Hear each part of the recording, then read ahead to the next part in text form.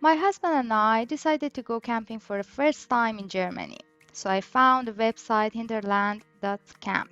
As you can see, you can find whatever you want there. First, you choose the location.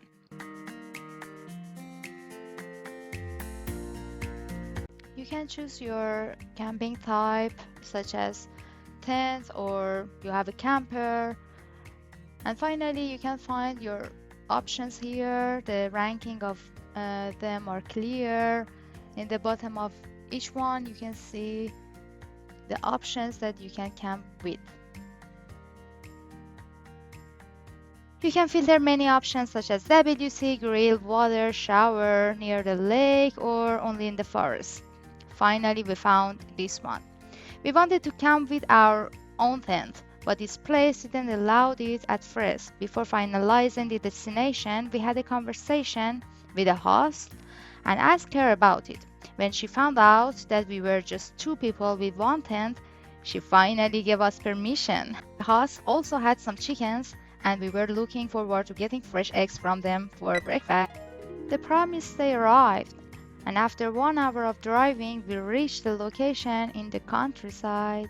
That area called Kalkar.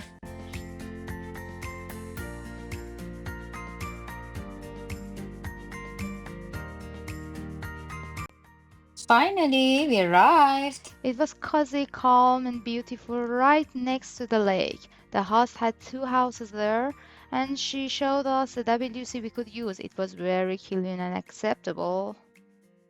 We started building our tent on the grass under a big tree. Everything looked perfect.